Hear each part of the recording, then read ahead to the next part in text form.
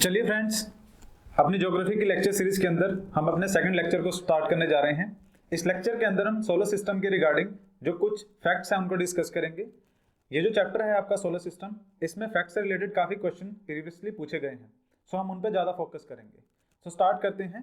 पहले हमारा जो सोलर सिस्टम है उसके अंदर हमने आपको प्रीवियस वीडियो के अंदर भी बताया था कि दो तरह से प्लैनेट को आप डिवाइड करते हो। एक आपके टेरेस्ट्रियल प्लैनेट कहलाते हैं, दूसरे आपके जोवियन प्लैनेट कहलाते हैं। जो आपके टेरेस्ट्रियल प्लैनेट हैं, ये प्लैनेट सन के नियर बाय वाले उन प्लैनेट्स को हम टेरेस्ट्रियल प्लैनेट बोलते हैं, जहाँ पर ज़मीन है, जहाँ पर लैंड है। अगर हम बात करें जुपिटर और उससे आगे के जितने भी प्लैनेट्स, उनको हम जोवियन प्लैनेट्स या फिर गैसियस प्लैनेट के नाम से भी जानते हैं, क्योंकि वहाँ पे सरफेस नहीं है। जैसे कि हम जुपिटर की बात करें तो जुपिटर एक बड़ा प्लैनेट है जो कि गैसियस स्टेट में है, और उसके बाद वाले जो प्लैनेट है वो आपको गैसियस और आइसी स्टेट में देखने को मिलेंगे। सो फर्स्ट प्लैनेट की बात करते हैं मरकरी की। मरकरी हमारे सोलर सिस्टम के अंदर सबसे नियरेस्ट प्लैनेट है जो सन के काफ़ी नज़दीक है।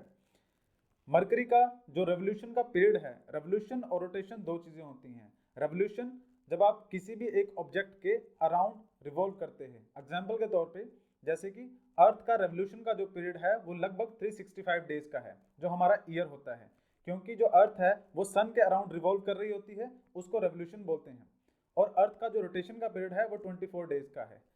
अर्थ अगर अपनी ही एक्सिस पे खड़े होके गोल घूमे तो उसको रोटेशन पीरियड कहा जाता है। सो मैं मरकरी की बात कर रहा हूँ क्योंकि मरकरी जो है सन का सबसे नियरेस्ट प्लैनेट है, तो इसका जो रेवोल्यूशन का पीरियड होगा वो सबसे कम होगा, जो कि आपका 88 डेज का है। और यहाँ पर जो ईयर होगा वो सबसे शॉर्टेस्ट होगा। ध्यान रखिएगा, जितने भी प्लैनेट्स, जो प्लैनेट सन से जितना ज़्यादा दूर होगा उसका रेवोल्यूशन का पीरियड उतना ज़्यादा होगा।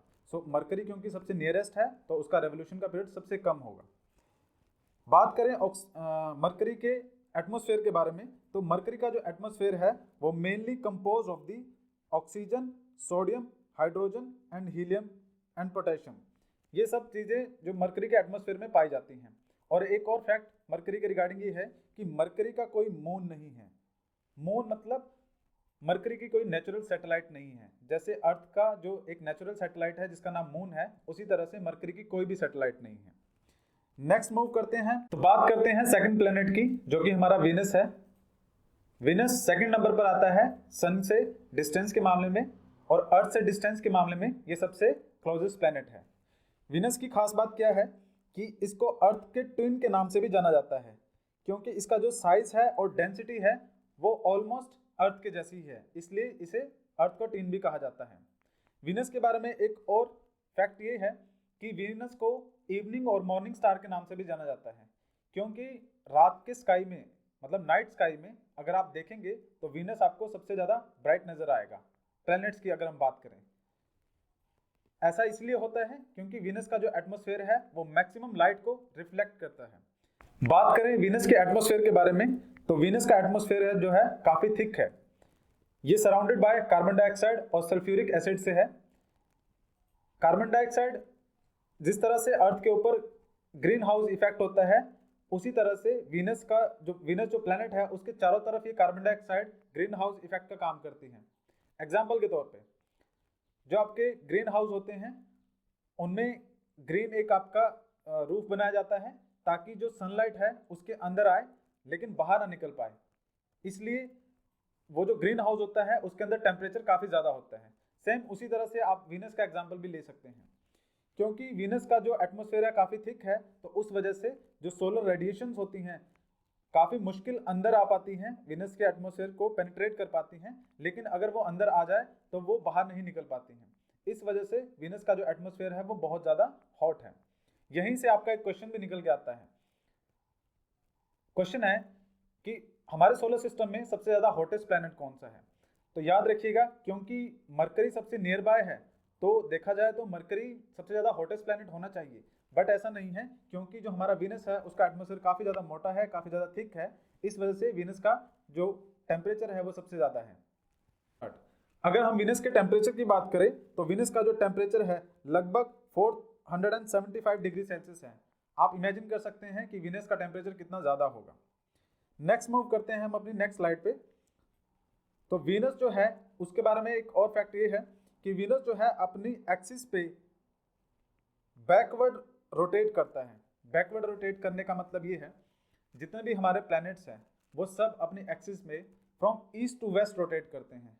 आप इस चीज़ को इस तरह से समझ सकते हैं, जब मॉर्निंग होती है, सुबह होती है, उस टाइम पे हम अगर देखें तो सन कहाँ से राइज होता है? Sun rises from the east. So अगर कोई चीज़ वेस्ट टू ईस्ट मूव कर रही है तो ऑब्वियसली जिस तरह से हमारा प्लैनेट अर्थ है, अगर वो वेस्ट टू ईस्ट मूव करेगा तो अर्थ जो सन है सबसे पहले हमें ईस्ट में ही राइज होता हुआ दिखेगा। लेकिन वीनस के केस में ऐसा नहीं है।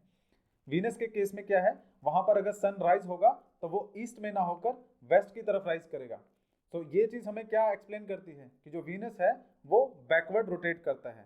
बाकी वीनस के अलावा एक यूरेनस है प्लैनेट, वो भी आपका बैकवर्ड रोटेट करता है। बाकी सब प्लैनेट आपके क्या है, आपके वेस्ट टू ईस्ट रोटेट करते हैं।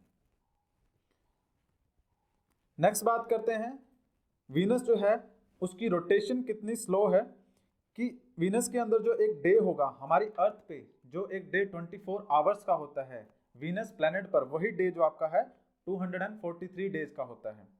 और वीनस के अंदर जो वहाँ का ईयर होगा वो लगभग आपका 225 डेज का होगा। सो आप इमेजिन कर सकते हैं हमारे अर्थ पर ईयर 365 डेज का होता है और एक डे जो आपका है वो 24 आवर्स का होता है। लेकिन वीनस पर आपका जो डे होगा वो लगभग 243 डेज रहेगा, जो कि अर्थ के कंपैरिजन में अगर हम करके देखें। और ईयर की बात करें तो वो लगभग 225 डेज का होगा। इसका मतलब ये हुआ कि वीनस के ऊपर, इसका मतलब ये होगा कि वीनस के ऊपर जो आपका ईयर है वो शॉर्टेस्ट देन दी डे है। वीनस के अंदर जो डे है वो ज़्यादा बड़ा होगा और जो ईयर है वो ज़्यादा छोटा होगा। नेक्स्ट मूव करते हैं अपने प्लैनेट पे, हमारा होम प्लैनेट जिसे अर्थ के नाम से भी जाना जाता है। इसको आप ब्लू प्लैनेट के नाम से भी जानते हैं। सो अर्थ की अगर हम बात करें, ये थर्ड प्लैनेट है। अगर हम डिस्टेंस की बात करें सन से, अर्थ आपका फिफ्थ लार्जेस्ट प्लैनेट है। अर्थ हमारा फिफ्थ लार्जेस्ट प्लैनेट है सोलर सिस्टम का। और ये आपके जितने भी प्लैनेट है, जितने भी क्लोजेस्ट प्लैनेट सन के हैं, उनमें सबसे बड़ा प्लैनेट आपका अर्थ है। मेरे कहने का मतलब जितने भी टेरेस्ट्रियल प्लैनेट है आपके, उनमें सबसे बड़ा प्लैनेट आपका अर्थ होगा। अर्थ सन को ऑर्बिट करता है, मतलब सन के अराउंड रिवॉल्व करता है और अपनी एक्सिस पे रोटेट भी करता है। सो अगर रेवोल्यूशन की बात की जाए तो रेवोल्यूशन आपका 365.25 डेज है। लगभग 365 दिन अर्थ को रिवॉल्व करने में लगते हैं सन के अराउंड। और अगर हम रोटेशन की बात करें तो 23.9 आवर्स, मतलब 23.9 आवर्स का जो टाइम है वो अर्थ अपनी एक्सिस पर रोटेट करने को लेती है। बात करें अर्थ की तो अर्थ अपनी एक्सिस पे लगभग 23.5 डिग्री टिल्टेड है।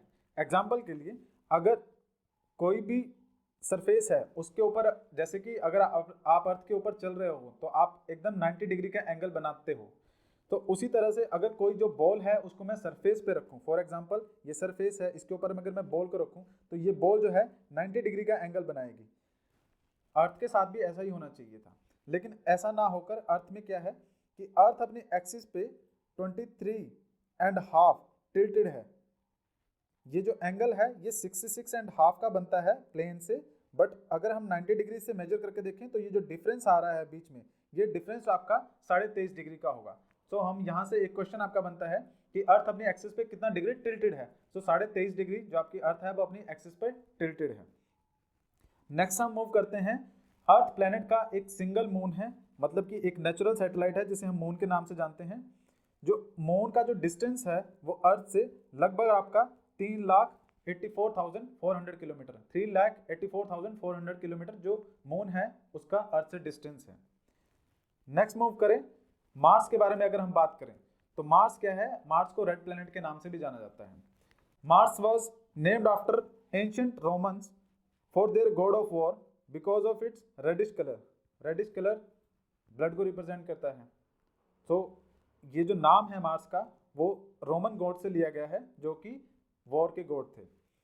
बात करें मार्स के कलर के बारे में कि मार्स का कलर रेड क्यों है, इसीलिए इसे रेड प्लैनेट बोला जाता है। क्योंकि मार्स के अंदर आपको आयरन मिनरल्स देखने को मिलेंगे। आपने नोटिस किया होगा कोई भी आयरन का ऑब्जेक्ट होता है, जब उस पर जंग लग जाता है या फिर रस्ट लग जाता है तो उसका कलर या तो ब्राउन या फिर रेडिश कलर में नजर आता है। तो उसी वजह से जो आपका मार्स है, क्योंकि वहाँ पे आयरन मटेरियल ज़्यादा है, तो इस वजह से जो मार्स है उसका कलर रेड नजर आता है और इसलिए उसे रेड प्लैनेट के नाम से भी जाना जाता है। मार्स की अगर हम बात करें तो इसका जो साइज है वो अर्थ के साइज के हाफ लगभग इसका साइज रहेगा, और जो मार्स है उसका जो रोटेशन पीरियड है वो ऑलमोस्ट अर्थ जैसा ही है। मार्स का रोटेशन पीरियड 24.6 आवर्स है, जैसे कि अर्थ का आपका रोटेशन पीरियड एग्जैक्टली मैं बात करूं तो 23.9 आवर्स है, मार्स का रोटेशन पीरियड 24.6 आवर्स है। और अगर हम बात करें मार्स के ईयर की, तो मार्स का जो ईयर है 669 डेज, अराउंड 669 डेज के अराउंड मार्स का रेवोल्यूशन पीरियड है। हमारे यहाँ पे 365 है, उसी तरह से मार्स सन के अराउंड रिवॉल्व करने में, एक चक्कर लगाने में 669 डेज का टाइम लेता है। तो मार्स का जो ईयर है, ऑफ कोर्स हमारे 2 ईयर्स बीत जाएंगे तब मार्स का 1 ईयर कंप्लीट होगा। बात करें मार्स के मून्स के बारे में, तो मार्स हैज 2 स्मॉल मून्स। इसके ऊपर कई बार क्वेश्चन पूछे गए हैं स्टेट पीसीएस में, ये स्टेट पीसीएस के अंदर भी ये क्वेश्चन पूछे गए हैं और जो दूसरे लोअर लेवल के एग्जाम हैं उनमें भी ये क्वेश्चन पूछे गए हैं। फोबोस और डिमोस 2 सैटेलाइट है मार्स की। मार्स के ऊपर एक लार्ज कैनियन है, इस कैनियन का नाम वेलिस मैराइनिस है, जो कि लगभग 10 टाइम्स जो अर्थ का सबसे बड़ा ग्रैंड कैनियन है अमेरिका के अंदर, उसका 10 टाइम साइज में ज़्यादा बड़ा ये आपका कैनियन है जो आपको मार्स के अंदर देखने को मिलेगा। मार्स के अंदर एक लार्जेस्ट वोल्केनो भी प्रेजेंट है जिसका नाम आपका ओलंपस मॉन्स है। ये हमारे सोलर सिस्टम का सबसे बड़ा वोल्केनो है। ये 3 टाइम टॉलर देन दी माउंट एवरेस्ट है। माउंट एवरेस्ट की हाइट कितनी है, ये भी एक इंपॉर्टेंट क्वेश्चन है। आप लोग कमेंट बॉक्स में ये लिख के बता सकते हैं कि कितनी हाइट होगी, लेक्चर के लास्ट में मैं आपको बता दूंगा। उसके बाद बात करें मार्स के एटमॉस्फेयर के बारे में, तो मार्स का जो एटमॉस्फेयर है mainly compose of the carbon dioxide, nitrogen and argon gases. Next move करते हैं हम जोवियन प्लैनेट्स की तरफ को। जोवियन प्लैनेट्स में फर्स्ट आपका जो प्लैनेट है वो जुपिटर कहलाएगा। जुपिटर आपका 5th प्लैनेट है सोलर सिस्टम के अंदर। जुपिटर के बारे में एक इंपॉर्टेंट फैक्ट ये है कि जुपिटर हमारे सोलर सिस्टम का सबसे लार्जेस्ट प्लैनेट है इन टर्म्स ऑफ साइज। अगर हम बात करें तो जुपिटर आपका गैस जाइंट भी से इसलिए कहा जाता है क्योंकि ये बहुत बड़े इनॉर्मस साइज का है। एक एग्जांपल के तौर पे मैं अगर आपको बताऊं तो लगभग आपके 12 to 14 अर्थ लाइक प्लैनेट अगर आप जुपिटर के अंदर मिलाएंगे तब जाकर एक आपका जुपिटर प्लैनेट बनेगा। नेक्स्ट मूव करते हैं हम आपका, जो जुपिटर है वो रोटेट करता है 10 आवर्स के अंदर। मतलब कि अगर जुपिटर अपनी एक्सिस पे रोटेट कर रहा है, मान लीजिए जुपिटर है और अगर ये अपनी एक्सिस पे रोटेट कर रहा है तो इस रोटेशन का जो पीरियड है इसके अंदर लगभग आपके 10 आवर्स लगेंगे, और इसी को आपका एक जोवियन डे भी कहा जाता है। क्योंकि जुपिटर आपका एक गैस जाइंट है, गैसियस प्लैनेट है, तो यहाँ पर अर्थ की तरह आपको सरफेस देखने को नहीं मिलेगा। एक एग्जाम्पल के लिए, अगर आप जुपिटर के अंदर फॉल कर जाते हैं, अगर आप जुपिटर में गिर जाते हैं तो आपको सरफेस नहीं मिलेगी। अर्थ पर अगर आप आसमान से गिरते हैं तो आपको ज़मीन मिलेगी, लेकिन जुपिटर के अंदर अगर आप गिर जाते हैं तो आपको ज़मीन नहीं मिलेगी। आप क्योंकि वो गैसियस स्टेट में है तो आप कॉन्टिन्यूसली गिरते ही रहोगे। नेक्स्ट बात करें जुपिटर के मून्स के बारे में, तो जुपिटर के 80 मून्स हैं, जिसमें से लार्जेस्ट जो आपके मून है वो आपके यूरोपा, गैनेमेडे एंड कैलिस्टो हैं। ये मून्स के नेम इंपॉर्टेंट है, तो ये आपको याद रखने जरूरी है। बात करें हम सैटर्न की, तो सैटर्न हमारा 6th प्लैनेट है आफ्टर जुपिटर। आपका है ये डिस्टेंस में पड़ता है सन से। जो सैटर्न है आपका ये 2nd लार्जेस्ट प्लैनेट भी है हमारे सोलर सिस्टम का। फर्स्ट हमारा जुपिटर है, उसके बाद आपका सैटर्न है। सैटर्न जाना जाता है अपनी वेल डिफाइंड रिंग्स के लिए, बट ऐसा नहीं है कि सिर्फ सैटर्न में ही रिंग्स हैं, इसके अलावा यूरेनस में भी आपको रिंग्स देखने को मिलेगी। Saturn has the shortest day in our solar system. सबसे छोटा जो आपका दिन है वो आपका जुपिटर का है, जो कि 10 आवर्स का है। अगर हम बात करें सेकंड की, तो सेकंड आपका सैटर्न प्लैनेट होगा, जहां पर जो आपका एक डे है वो आपका 10.7 आवर्स का होगा। अगर हम रेवोल्यूशन पीरियड की बात करें तो जो सैटर्न का रेवोल्यूशन पीरियड है वो 29.4 अर्थ ईयर का है। एग्जाम्पल के लिए, अगर ये सन है, इसके अराउंड अगर सैटर्न रिवॉल्व करता है तो इस पॉइंट से चलने के बाद अगेन जब ये इसी पॉइंट पे पहुंचेगा तो लगभग आपके 29.4 अर्थ ईयर कंप्लीट हो चुके होंगे। तो रेवोल्यूशन पीरियड में 29.4 ईयर लगते हैं सैटर्न को। बात करें इसके एक्सिस के बारे में, तो सैटर्न अपने एक्सिस पे 26.73 डिग्री जो आपका है वो टिल्टेड है। जिस तरह से हमने अर्थ की बात की थी कि अर्थ अपनी एक्सिस पे 23.5 डिग्री टिल्टेड है, सेम उसी तरह से सैटर्न जो है अपनी एक्सिस पे 26.5 जो डिग्री है वो टिल्टेड है। बात करें इसके मून्स के बारे में तो सैटर्न जो है 83 मून्स के साथ हमारे सोलर सिस्टम में है। इसका जो प्रोमिनेंट मून है या प्रोमिनेंट सैटेलाइट भी हम कह सकते हैं, उसका नाम टाइटन है। बात कर रहे हैं हम यूरेनस के बारे में, तो यूरेनस जो है आपका एक रोटेशन को कंप्लीट करने में लगभग 17 आवर्स का टाइम लेता है। इसको यूरेनियन डे के नाम से भी जाना जाता है। अगर हम बात करें इसके रेवोल्यूशन पीरियड के बारे में तो ये 84 अर्थ ईयर लेता है एक रेवोल्यूशन को कंप्लीट करने में। अगर आप नोटिस कर पा रहे होंगे तो एक चीज देख रहे होंगे कि जो भी प्लेनेट जितना जितना डिस्टेंस पे आ रहा है सन से, उनका जो रेवोल्यूशन का पीरियड है वो इंक्रीज होता जा रहा है। और क्या आप जानते हैं जुपिटर और जो दूसरे जो प्लैनेट्स है, जोवियन प्लैनेट है, इनका रोटेशन पीरियड कम क्यों है? क्योंकि ये अपनी गैसियस स्टेट में है, सॉलिड मटेरियल नहीं है, तो इस वजह से रोटेशन जो स्पीड है वो ज़्यादा है। तो कोई भी प्लैनेट जितना वो सन से दूर होगा उसका रेवोल्यूशन जो पीरियड होगा वो ज़्यादा इंक्रीज होता रहेगा।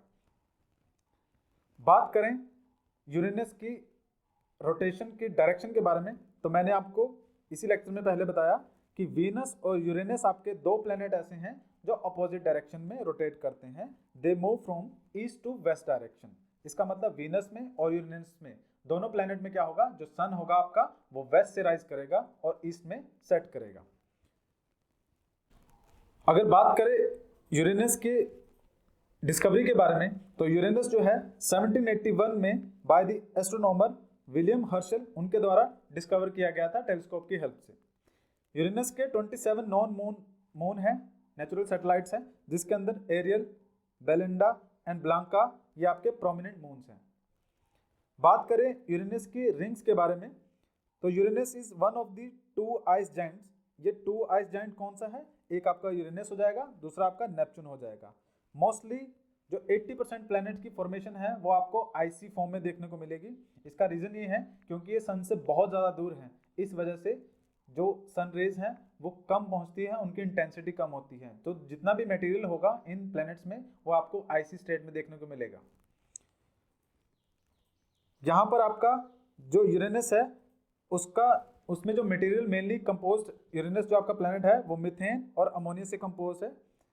ये जो प्लैनेट है आपका यूरेनस ये आपको ब्लू ग्रीन कलर का नजर आता है मीथेन गैस की वजह से। ये भी क्वेश्चन आपका कई बार एग्जाम में पूछा गया है कि जो यूरेनस है उसका जो कलर है वो ब्लू ग्रीन क्यों नजर आता है, तो क्योंकि उसका जो एटमॉस्फेयर है वो mainly composed of the methane gas है, इस वजह से। बात करें नेपच्यून की तो नेपच्यून जाना जाता है डार्क कोल्ड एंड जो सुपरसोनिक विंड चलती है नेपच्यून के ऊपर, उस वजह से ये आपका आइस जाइंट है और साथ में ये आपके सोलर सिस्टम में सबसे दूर प्लेनेट है जो सन से प्रेजेंट है। प्लूटो के बारे में आपने कई बार सुना होगा। प्लूटो को हम सोलर सिस्टम के अंदर एक प्लेनेट की कैटेगरी में काउंट नहीं करते हैं, उसे हम डार्क प्लेनेट के रूप में काउंट करते हैं। खैर हम उसके बारे में भी आगे इसी लेक्चर में पढ़ेंगे। Neptune is the only planet in our solar system which is not visible to the naked eyes, और ये फर्स्ट टाइम प्रिडिक्ट किया गया था मैथमेटिक्स प्रिडिक्शन के थ्रू। जितने भी प्लैनेट हमारे सोलर सिस्टम में हैं वो आपको नेक्ड आइज के साथ विजिबल हो सकते हैं, बट क्योंकि नेपच्यून काफ़ी फॉर है, काफ़ी डिस्टेंस पे है सन से और हमारी अर्थ से, तो इसे आप बिना टेलीस्कोप की हेल्प से नहीं देख सकते हो। नासा का Voyager 2 is the only spacecraft to have visited the Neptune, जो नेपच्यून के सबसे करीब से होके गुजरा था। It flew past in 1989 on its way out of the solar system. Solar system से बाहर जाते हुए ये नेपच्यून के पास से होकर गुजरा था। Neptune takes 16 hours to rotate. अपनी एक्सिस पे रोटेट करने के लिए नेपच्यून 16 आवर्स का टाइम लेता है, और यहाँ पर जो ईयर है वो कंप्लीट होता है 165 अर्थ ईयर के कंपैरिजन में अगर हम करें तो 165 ईयर्स लग जाते हैं नेपच्यून को एक रेवोल्यूशन को कंप्लीट करने में। Neptune has known for is 14 moons जो कि नेम किए गए हैं ट्रिटोन, डेस्पिना और गैलेटिया। ये आपके इंपॉर्टेंट मून्स हैं। देखिए हमने जितने भी मून्स और नेचुरल सैटेलाइट डिस्कस की हैं, कई प्लैनेट्स की 70-80 के अराउंड सैटेलाइट्स होंगे, लेकिन क्योंकि हम सभी का नेम याद नहीं रख सकते तो जो इंपॉर्टेंट है वो हमने इस लेक्चर के अंदर डिस्कस कर ली है। नेक्स्ट बात करें हम ड्वार्फ प्लैनेट के बारे में। हमने अभी डिस्कस किया था कि जो प्लूटो है वो आपका ड्वार्फ प्लैनेट कहलाता है। ड्वार्फ प्लैनेट एक्चुअली में होता क्या है, प्लैनेट की कुछ कैरेक्टरिस्टिक्स होती हैं। प्लूटो को पहले एज अ प्लैनेट काउंट किया जाता था, लेकिन अब क्या है, प्लूटो को प्लैनेट की कैटेगरी में काउंट नहीं किया जाता है, ड्वार्फ प्लैनेट काउंट किया जाता है। बात करें ड्वार्फ प्लैनेट की, a dwarf planet is a celestial body that orbits the sun, has enough mass to assume a nearly round shape, and has not cleared the neighborhood around its orbit, and it's not a moon like Pluto and Ceres। एक आपका dwarf planet Pluto है, उसके अलावा एक Ceres भी आपका dwarf planet है। Pluto is a dwarf planet in the Kuiper belt. Kuiper belt आपकी कहाँ है, नेपच्यून के बाद आपकी एक बेल्ट स्टार्ट होती है। एक्चुअली में ये है क्या कि सोलर सिस्टम की फॉर्मेशन के टाइम जितने भी ऑब्जेक्ट्स थे, जितना भी मटेरियल था, वो प्लैनेट के रूप में या फिर आपके सन के रूप में उनकी फॉर्मेशन हो चुकी है। बट उसके अलावा जो एक्स्ट्रा मटेरियल रह गया है वो आपकी दो बेल्ट्स हैं, एक आपकी कुपियर बेल्ट है, दूसरी आपकी एस्ट्रॉयड बेल्ट है, उनके अंदर प्रेजेंट है। तो ये जो कुपियर बेल्ट है ये आपकी नेपच्यून के बाद सोलर सिस्टम में प्रेजेंट है। इसी बेल्ट के अंदर, कुपियर बेल्ट के अंदर आपका प्लूटो जो प्लैनेट है वो प्रेजेंट है, which is smaller than the earth moon. अब ये जो प्लैनेट है प्लूटो, इसका जो साइज है अगर हम उसकी बात करें तो ये अर्थ का जो मून है उससे भी छोटे साइज का है। A year on Pluto is 248 earth year. मतलब जो प्लूटो है एक रेवोल्यूशन को कंप्लीट करने में 248 ईयर का टाइम लेता है, अगर अर्थ के ईयर के साथ उसको कंपेयर किया जाए। जो डे होगा प्लूटो का वो 153 आवर्स का होगा। लगभग 153 आवर्स का टाइम लेता है प्लूटो अपनी एक्सिस पे रोटेट करने के लिए। प्लूटो के 5 जो आपके मून्स हैं, सैटेलाइट्स हैं। The largest is Charon, it is so big that Pluto and Charon orbit each other like a double planet. ये एक दूसरे को ही ऑर्बिट करते रहते हैं। बात करें ड्वार्फ प्लैनेट सेरेस के बारे में, is the largest object in the asteroid belt between Mars and Jupiter. जैसे मैंने आपको बताया कुपियर बेल्ट और एस्ट्रॉयड बेल्ट, कुपियर बेल्ट आपकी नेपच्यून के बाद स्टार्ट होती है और जो आपकी एस्ट्रॉयड बेल्ट है वो मार्स और जुपिटर के बीच में लाई करती है। इस बेल्ट के अंदर आपका ये जो सेरेस है ये आपका ड्वार्फ प्लैनेट प्रेजेंट है।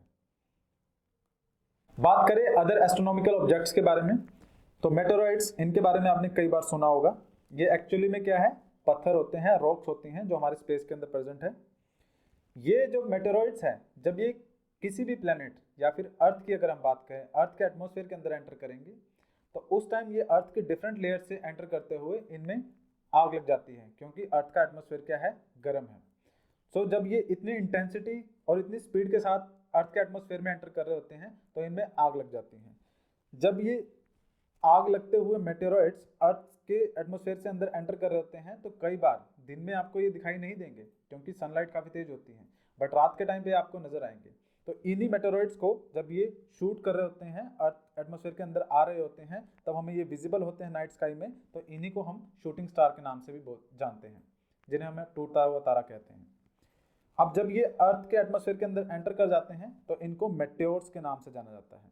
अगर यही मेटेओर्स, क्योंकि ये बड़े साइज के होते हैं, इनमें आग लग जाती है, अगर ये मेटेओर्स जो है जलते जलते इनका साइज इतना बड़ा है कि इवन जलने के बावजूद भी कुछ जो हिस्सा है वो अर्थ की सरफेस तक पहुंच पाता है, तो उसको हम मेटेओराइट्स के नाम से जानते हैं। अगर हम बात करें मेटेओर शावर के बारे में, scientist have estimated that 44,000 kilogram of meteoric material falls on earth each day. मतलब कि 44,000 किलोग्राम के आसपास मेटेरिक, मतलब कि जो आपके पत्थर है, ये ऑब्जेक्ट्स हैं, ये फॉल करते हैं अर्थ के ऊपर। बट ये किसी एक जगह पे फॉल नहीं करते, ये पूरी अर्थ पे फॉल करते हैं। Several meteors per hour can usually be seen. रात के टाइम पे बहुत सारे जो आपके मेटेओर्स हैं वो आपको नजर आएंगे, और अगर यही जो मेटेओर है कॉन्टिन्यूसली काफ़ी ज़्यादा आपको नजर आए तो उसी को आपका मेटेओर शावर्स भी कहा जाता है। नेक्स्ट मूव करते हैं हम एस्ट्रॉयड के बारे में बात करते हैं। एस्ट्रॉयड्स क्या होता है? Asteroids sometimes called as minor planets are rocky airless remnants left over from the early formation of our solar system। हमारे सोलर सिस्टम की फॉर्मेशन 4.6 बिलियन ईयर्स अगो हुई है। अब उस टाइम पे जो फॉर्मेशन हुई, मैंने आपको बताया कि बहुत सारा जो मटेरियल है वो आपका प्लैनेट्स हो गया, सन हो गया, या फिर दूसरे जो ऑब्जेक्ट्स हैं उनके रूप में उनकी फॉर्मेशन होगी, जैसे कि सैटेलाइट्स आपके मून वगैरह हो गए। उसके अलावा जितना भी मटेरियल आपका रह चुका है उसको हम एस्ट्रॉइड्स कहा जाता है। यही एस्ट्रॉइड्स जो आपके ऑब्जेक्ट्स हैं मिलके एक एस्ट्रॉइड बेल्ट बनाते हैं जो आपकी मार्स और जुपिटर के बीच में प्रेजेंट है। मेन आपकी एस्ट्रॉइड बेल्ट जो है ये आपकी ऑर्बिट करती है। इसके अंदर जितने भी आपके पत्थर होंगे, ऑब्जेक्ट्स होंगे, वो जिस तरह से दूसरे प्लेनेट रिवॉल्व कर रहे हैं सन के अराउंड, सेम उसी तरह से ये एस्ट्रॉइड बेल्ट जो है सन के अराउंड रिवॉल्व करती है।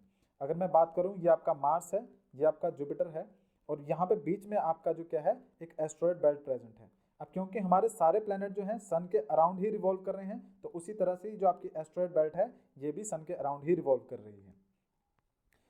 उसके बाद बात करें कॉमेट्स के बारे में। Comets are cosmic snowballs of frozen gases. सबसे पहली इंपॉर्टेंट चीज तो क्या कि जो आपका कॉमेट्स होते हैं ये भी सन के अराउंड ही रिवॉल्व करते हैं। अब ये फ्रोजन स्नोबॉल क्यों कहा जा रहा है इन्हें? क्योंकि जो कॉमेट्स होते हैं उनका जो रेवोल्यूशन का जो पाथ होता है वो सन से काफ़ी दूर का होता है। मान लीजिए इस तरह से किसी कॉमेट का रेवोल्यूशन का पाथ है, तो क्योंकि ये सन से काफ़ी ज़्यादा दूर रेवोल्यूशन करते हैं तो इस वजह से जिसके ये जो मटेरियल गैसेस जिस मटेरियल से ये बने होते हैं वो सारा आपको आइसी फॉर्म में नजर आएगा। When frozen they are size of a small town. जब ये जम गए होते हैं, फ्रोजन होते हैं, उस स्टेट में छोटे से टाउन के साइज में आपको देखने को मिलेंगे। When a comet orbit bring it close to the sun, it heats up and spew dust and gases into a giant glowing head larger than the most planets. जब ये सन के नज़दीक पहुंचते हैं तो जो उनकी आइसी फॉर्म में जो गैसेस होती हैं वो आपकी मेल्ट करना स्टार्ट करती हैं और उस टाइम पे ये जो कॉमेट है आपको काफ़ी बड़े साइज में नजर आएगा। Similar to the asteroid belt, Kuiper belt is region of the left over from the solar system. जैसे कि मैंने आपको ऑलरेडी बताया, एस्ट्रॉइड बेल्ट की तरह ही कुपियर बेल्ट है आपकी जो आपको सोलर सिस्टम में नजर आएगी।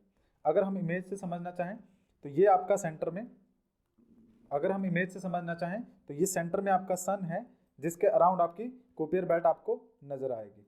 ये जो कुपियर बेल्ट है ये सेम आपकी एस्ट्रॉइड बेल्ट की तरह ही काम करती है। ये आपकी कुपियर बेल्ट है, पूरी प्रेजेंट है, जो कि नेपच्यून के बाद स्टार्ट होती है। यहाँ पर अगर हम इसे मार्स मान ले और अगले प्लैनेट को जुपिटर मान ले तो इसके बीच में आपकी एक एस्ट्रॉइड बेल्ट प्रेजेंट हो गई। चलिए आगे बात करते हैं हम अपने नेक्स्ट टॉपिक की तरफ जो कि है सन। काफ़ी इंपॉर्टेंट टॉपिक है। देखिए सन के बारे में अगर हम बात करें तो जो हमारा सन है उसका जो ओरिजिन हुआ है वो लगभग 4.5 बिलियन ईयर अगो हुआ। हमारा जो सन है उसके सेंटर में आपको हाइड्रोजन और हीलियम दो गैसेस देखने को मिलेगी। देखिए जो सन की जो टेम्परेचर है, सन की जो हीट है वो कैसे सन को मिलती है। सन के सेंटर में न्यूक्लियर फ्यूजन चल रहा है। उस न्यूक्लियर फ्यूजन के अंदर होता क्या है, जितने भी आपके हाइड्रोजन है वो कन्वर्ट होती है हीलियम के रूप में। तो ये जो कन्वर्जन है, इस कन्वर्जन के बीच में बहुत सारी एनर्जी प्रोड्यूस होती है और वही एनर्जी जो है आपकी सन को हीट और टेम्परेचर या फिर आपकी जो रोशनी है लाइट वो प्रोवाइड करवाती है। बात करें आगे तो सन का जो डिस्टेंस है वो अर्थ से लगभग 93 मिलियन माइल्स है या फिर 150 मिलियन किलोमीटर है। आप इस बात से आइडिया लगा सकते हैं कि जो हमारी लाइट है उसको 8 मिनट 20 सेकेंड्स लगते हैं सन से अर्थ तक पहुंचने में। आगे बात करें, sun is the largest object in our solar system. The sun volume would need 1.3 million earth to fill in. लगभग 1.3 मिलियन अर्थ लगेंगी अगर हम सन के अंदर डालें तो एक सन कंप्लीट होगा। ये जो सन की ग्रेविटी है इसी ने पूरे सोलर सिस्टम को होल्ड करके रखा है। अगर मैं आपको ग्रेविटी का एक एग्जांपल दूं तो आप इस तरह से इमेजिन कर सकते हैं कि ये एक प्लेन है, इस प्लेन के सेंटर में जो आपका है यहाँ पर सन है और ये सन है, इसने आपका जो ग्रेविटेशनल प्लेन है, इसको हम ग्रेविटेशनल प्लेन बोलते हैं, इस ग्रेविटेशनल प्लेन के सेंटर में एक बैंड डाल रखा है। क्योंकि सन का वेट बहुत ज्यादा है उस वजह से यहाँ सेंटर में बैंड है, जिसकी वजह से जो दूसरे प्लैनेट है वो सन के अराउंड रिवॉल्यूशन कर रहे हैं सन की ग्रेविटेशनल फोर्स की वजह से। The hottest part of the sun is its core. Sun का जो सेंटर का पार है, सन का जो सेंटर का पार्ट है, जैसे कि अर्थ का कोर है उसी तरह से सन के सेंटर के पार्ट को कोर कहा जाता है। ये जो कोर है ये सबसे ज्यादा हॉटेस्ट पार्ट है सन का। इसका जो टेम्परेचर है अगर हम बात करें तो 15 मिलियन डिग्री सेल्सियस है। ये हमने प्रीवियस लेक्चर में भी आपसे डिस्कस किया था। सन के सेंटर का जो पार्ट है उसका टेम्परेचर 15 मिलियन डिग्री सेल्सियस है, और अगर हम आउटर एरिया की बात करें जिसे हम फोटोस्फेयर भी बोलते हैं, तो उस फोटोस्फेयर का टेम्परेचर मेयरली 5500 डिग्री सेल्सियस है। its nearest taller neighbor is the Alpha Centauri triple star system. अगर हम बात करें कि हमारे सन के अलावा कौन सा ऐसा स्टार है जो हमारे नियरेस्ट है, या फिर सन के नियरेस्ट कौन सा दूसरा स्टार है, तो उसकी हम बात करें तो 3 स्टार्स ऐसे हैं जो हमारे सन के नियरेस्ट एक स्टेलर में से आते हैं। अगर हम उनकी बात करें तो उसमें एक आपका हो जाएगा प्रोक्सिमा सेंटोरी, जो कि हमारे 4.25 लाइट ईयर्स जो हमारे से दूर है। उसके बाद बात करें तो अल्फा सेंचुरी हमारे सन का सबसे नियरेस्ट स्टार में से एक है, जो कि एक ट्रिपल स्टेलर सिस्टम है, जहां पे आपका Proxima Centauri, Alpha Centauri, A and B, ये 3 स्टार हमारे सन के नियरेस्ट स्टार में से आते हैं। अगर हम आगे बात करें तो हमारा जो सन है वो ऑर्बिट करता है मिल्की वे को। देखिए एनसीईआरटीज के अंदर प्रीवियसली हमने पढ़ रखा है, पहले की ओल्ड एनसीईआरटीज के अंदर, जहां पे ये लिखा होता था कि जो सन है वो स्टेशनरी है और जो प्लैनेट्स हैं वो उसके अराउंड रिवॉल्व कर रहे हैं। बट एक्चुअली में जो सन है वो भी स्टेशनरी नहीं है। सन क्या करता है, वो हमारी जो गैलेक्सी है, मान लीजिए हमारी गैलेक्सी है, इस गैलेक्सी का जो सेंटर है, यहाँ पर हमारी अगर गैलेक्सी की बात करें, हमारी गैलेक्सी का नाम मिल्की वे है और उसके सेंटर में आपका एक ब्लैक होल है। उसके अराउंड जो है हमारा सन और अदर जो दूसरे स्टार्स हैं हमारी गैलेक्सी के अंदर वो रिवॉल्व कर रहे हैं इस तरह से। अगर मैं बात करूं स्पीड की, तो जो एवरेज मूविंग स्पीड है हमारे सोलर सिस्टम की वो 7,20,000 किलोमीटर पर आवर है। 7,20,000 किलोमीटर पर आवर की स्पीड से हमारा सोलर सिस्टम मूव कर रहा है सन के साथ। But even at this speed it takes about 230 million, लगभग 230 मिलियन ईयर्स का टाइम लगता है सन को एक कंप्लीट रेवोल्यूशन करने में या फिर एक कंप्लीट ट्रिप करने में। सो आप इमेजिन कर सकते हैं कि हमारी गैलेक्सी कितनी बड़ी होगी। सो क्वेश्चन आपके लिए है, what is the difference between asteroid and comets. Statement है आपकी, asteroid are small and rocky planetoids while comets are formed of frozen gases held together by rocky and metallic material. Statement 2 है आपकी, asteroids are found mostly between the orbits of Jupiter and Mars, while comets are found mostly between Venus and Mercury. Third statement आपकी है, comets show a perceptible glowing tail while asteroids do not. So अगर आपने lecture ध्यान से सुना होगा तो आप इस क्वेश्चन का आंसर इजीली दे सकते हो। देखिए फर्स्ट स्टेटमेंट हमें एलिमिनेशन मेथड भी यूज कर सकते हैं यहाँ पे। देखिए पहले फर्स्ट स्टेटमेंट की तरफ चलते हैं। एस्ट्रॉयड आर स्मॉल रॉकी प्लैनेटॉइड्स, बिल्कुल सही स्टेटमेंट है। While comets are formed of frozen gases held together by rocky and metallic materials, बिल्कुल सही स्टेटमेंट है आपकी फर्स्ट स्टेटमेंट। तो उसके बाद दूसरे की बात करें, asteroid are found mostly between orbits of Jupiter and Mars, ये स्टेटमेंट यहां तक तो करेक्ट है। जुपिटर और मार्स के बीच में आपकी एस्ट्रॉयड बेल्ट मिलती है, ठीक है। But while comets are found mostly between Venus and Mercury, ये स्टेटमेंट यहां पर सही नहीं है। अगर हम थर्ड स्टेटमेंट की बात करें, comets show a perceptible glowing tail while asteroid do not, third statement भी आपकी बिल्कुल सही है। तो अगर हम इसके आंसर को देखें तो इस पूरे आंसर के अंदर फर्स्ट और थर्ड जो स्टेटमेंट है आपकी करेक्ट होगी, तो option B is the right answer. तो आपका ऑप्शन बी राइट आंसर रहेगा, ठीक है। तो इस देखिए आज के लेक्चर में हमने क्या क्या पढ़ लिया। अगर हम शुरुआत से बात करें तो हमने प्लैनेट्स के बारे में स्टडी किया, ड्वार्फ प्लैनेट के बारे में स्टडी किया, सन के बारे में पता किया। ये जो आपका सोलर सिस्टम का टॉपिक है इसके अंदर काफी क्वेश्चंस निकल के आते हैं। जो पॉसिबिलिटीज क्वेश्चन की निकलती थी लगभग हमने वो सभी आपके क्वेश्चन डिस्कस कर लिए हैं, सभी पॉइंट्स हमने डिस्कस कर लिए हैं। तो फिलहाल आज के लेक्चर में आप लोगों के लिए इतना ही है। इसी तरह की और इन्फॉर्मेशन के लिए आप हमारे साथ बने रहिए, हमारे यूट्यूब चैनल को सब्सक्राइब कीजिए जो कि गोयला क्लासेस के नाम से यूट्यूब पे अवेलेबल है। Thank you very much.